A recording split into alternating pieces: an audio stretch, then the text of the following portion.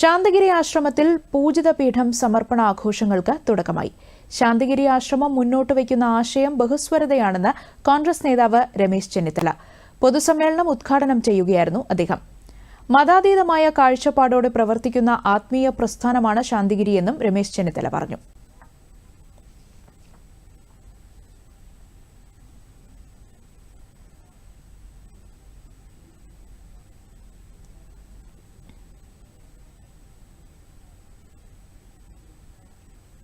ഇന്ന് ഏറ്റവും വിശിഷ്ടമായ ഒരു ദിവസമാണ്.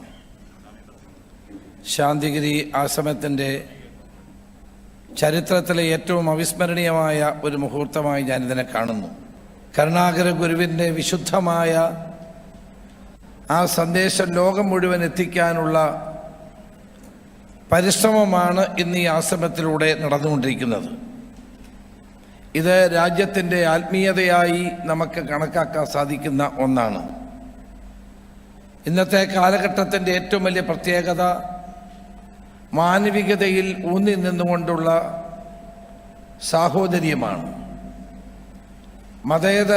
മതാതീതമായ ആത്മീയതയെ പുൽകുന്ന സ്നേഹത്തിൻ്റെയും സഹവർത്തിത്വത്തിൻ്റെയും സഹകരണത്തിൻ്റെയും ഇടമാണ് നവജ്യോതി ശ്രീ കരുണാകര ഗുരുവിനാൽ സ്ഥാപിതമായ ഈ ശാന്തിഗിരി ആശ്രമം. ശാന്തിഗിരി ആശ്രമം പ്രസിഡന്റ് ചൈതന്യജ്ഞാന തപസ്വി, രാഷ്ട്രീയ, സാമൂഹിക, സാംസ്കാരിക, ആത്മീയ മണ്ഡലങ്ങളിലെ പ്രമുഖർ തുടങ്ങിയവർ പങ്കെടുത്തു. തുടർന്ന് നടക്കുന്ന സാംസ്കാരിക സമ്മേളനം ബിജെപി നേതാവ് വി മുരളീധരൻ ഉദ്ഘാടനം ചെയ്യും. Believers eastern church bishop Mathews Mar Silvanios സാംസ്കാരിക സമ്മേളനത്തിൽ പങ്കെടുക്കും. വൈകുന്നേരം കുംഭഘോഷയാത്ര നടക്കും.